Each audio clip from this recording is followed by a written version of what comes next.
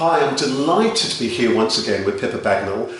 Pippa, a pleasure to see you today. I've met you with a number of different incarnations. You've got an extraordinary life yourself. You started off in nursing and you've worked up to advising at cabinet level on health and wellbeing. But you very recently founded Resilience & Co. Will you just tell us a little bit about Resilience & Co. and its work? Yes, it started when I was working at the UK Sepsis Trust. And at that time, I met Tom and Nick Ray because a film was premiered in London. About which I think we've got here. We have got, which was premiered at the Curzon in Mayfair, which is an amazing portrayal. It's astounding of what happened to Tom in terms of sepsis. The fact that he ended up as a quadruple amputee as well as part of his face, and the impact that had on his family. So his wife, who was pregnant with their second child, suddenly overnight became the full-time carer, the full-time mother, and actually had to give up everything else. And so it was a very profound film, and over it the three of us started talking about what messages do we really want to get out there so that this doesn't happen to anybody else again, and sadly it does. And on that note, first of all, with sepsis, for anyone who's watching this who doesn't know what sepsis is and why it's so significant, just tell us just in a sentence or two, what is it and what's important? It's a curious thing because it can strike anybody. It doesn't discriminate, and it can come on really fast, and usually it's your body's reaction to a bacteria, but it can be viral, it can be an injury. And what the body does is it attacks its own body. Rather than defending the body, it starts attacking the organs, and therefore there's like body shutdown, and the blood stops getting to the extremities, and a patient can deteriorate incredibly quickly. But the problem with diagnosing it is that it can start looking a bit like flu.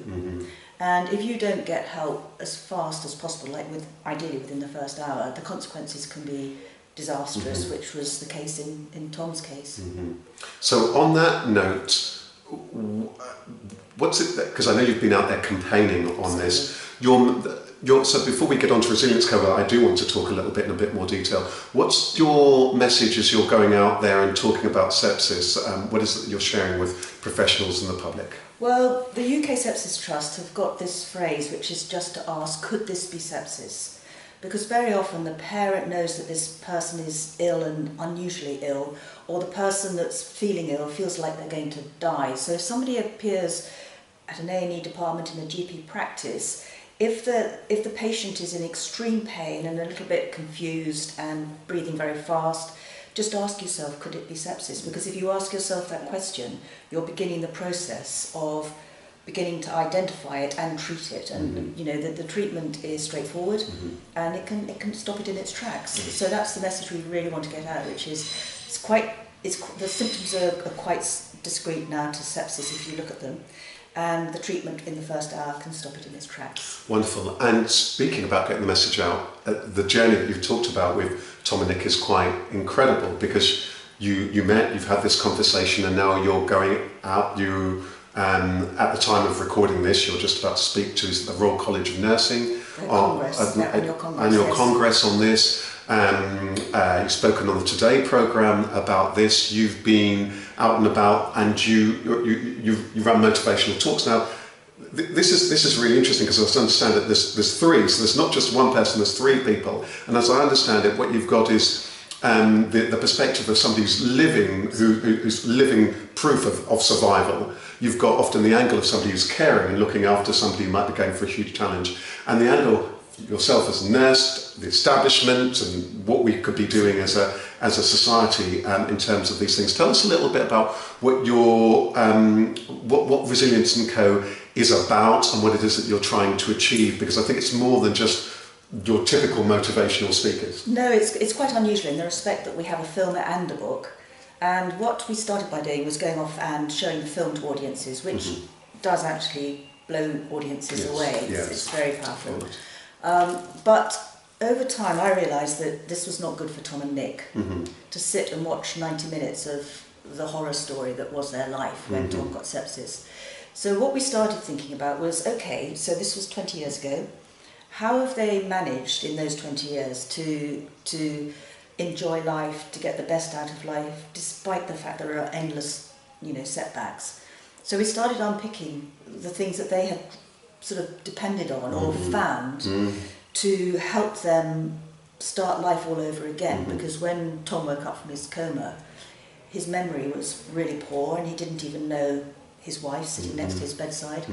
So what we thought was, actually, lots of people have setbacks in life. We all do. You know, we've all had something which has been tough.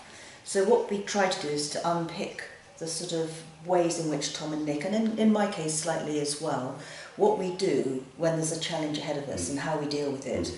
And we have some very key messages, which is don't go it alone, and the person that's closest to you might not be the best person to give you the support that you need.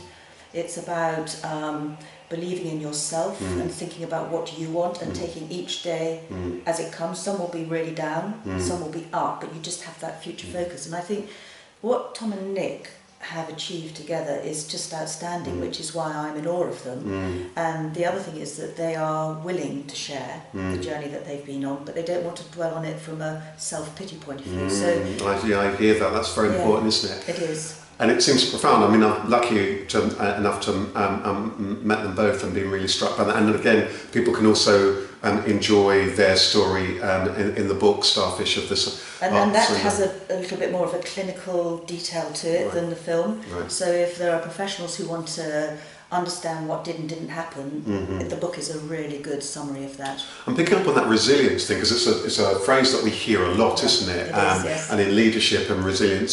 So you're going out there speaking to all sorts of audience and the NHS organisations, corporate, public speaking generally. Tell me how people kind of responded, because what jumps out to me is lots of our everyday stuff where we need to be resilient. A lot of the stuff that we have to deal with, challenges, okay, something not going well at work, it's not life changing, it's not necessarily life threatening. Okay, something that can be life changing in terms of career, but here's a story which is really profound. So finding resilience when you find that that your limbs have to be amputated or have already been amputated, having to really try and rebuild your life and to see if you can salvage a marriage and all this, and must be huge. So how do people respond to this, and what are you wanting to evoke in people? Well, the response we get is overwhelming. Standing ovations, the most amazing evaluations. I've never seen evaluations for any conference presentation, and I think what's so unusual about this is the frankness of Tom and Nick, and the fact that they've worked on this together. In terms of resilience, the message that people take away, we hope they take away, is actually I need to think about my resilience.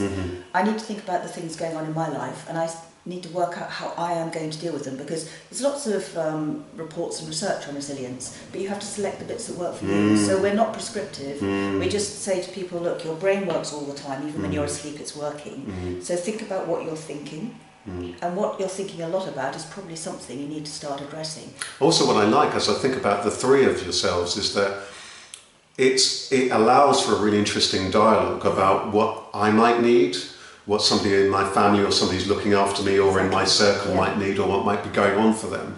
And also been thinking about it from that perspective of us as a society or professionals and what's going on. So a conversation around that, which is really interesting. Now I know that today, and Tom and Nick couldn't be here in person today, and that you wanted to talk a little bit, we thought it was really important to talk about how you can move these things further forward. So lots of people have been struck by the story, or they've been struck by the film and so on. How is it that people can help if people want to get involved? Because at the moment, as I understand it, you're self-funding this yourselves, and going out there. But so what are you asking for? How can people get involved, and what is it you're looking to achieve?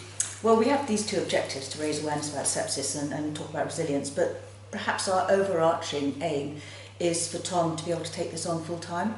He works in a call centre, which he's been doing for 13 years, and he would love to be able to give his full time to this so that we can do more of it. He's obviously not fit all the time, But if he could apply himself all the time to this, we've got so many ideas about what we could be doing. But as you say, at the moment we're self-funding, so it would be fantastic to have sponsorship, support, anything that would give us the security to say, actually, we don't have to charge a fee when we speak to people, because that actually means some people can't hear us, because that's what we're depending on. So we didn't have to depend on speakers' fees.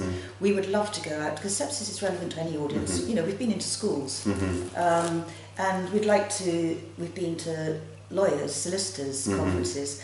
So we really feel that this is something, if we had the backing, we could do much more of. And as you say, we have been to many organisations, but it would be fantastic if we could do more of that. And it would be amazing for Tom and Nick, for them to feel that after all of this, they're giving something, but they're getting something back as well. Right, so there's that scope for sponsorship, which would allow you to go out and speak to whichever audience is. But I would imagine if people are going to give you speakers' fees, to give the proper, because I know that some speakers are given proper speakers' fees, big speakers' fees, which would then also enable and support that. Are there any particular types of people or other types of support that would help? Tell us anything more. Well, we have sort of 3 levels, which is bronze, silver and gold. Okay, yeah. And we know from experience that the NHS has little funding for things like this. And I'd imagine that there's also all sorts of people who'd like to hear this. Absolutely. Story, But then there's the kind of the silver bit, which is where people have a budget to hear people like us. And then there's the gold, who are, you know, really wealthy businesses and organisations who might want to pay us a really good speaker's fee to help us develop the business. So what we're trying to do is we don't want to not do the bronze ones. Of course. We want to do some of the gold, some of the silver and some of the bronze. So the bronze might be given free, but we might have speakers' fees, you know, further up the chain. Really. Right, so for people to get involved. And if people are keen, so people can get the book Starfish. You can look at this, as I understand. Well, people, if you look this up online, you might be able to find where you can get it on Amazon. Good bookshops, and I'd imagine Amazon. And they're both called Starfish. Yes. And crucially, for people who want to get involved, for people who want to lend their support, or people who want to book you, there's a website, I understand. There's a website which is resilienceand.co, and I'm the sort of person to contact, because I tend to do all the planning and arrangements for things.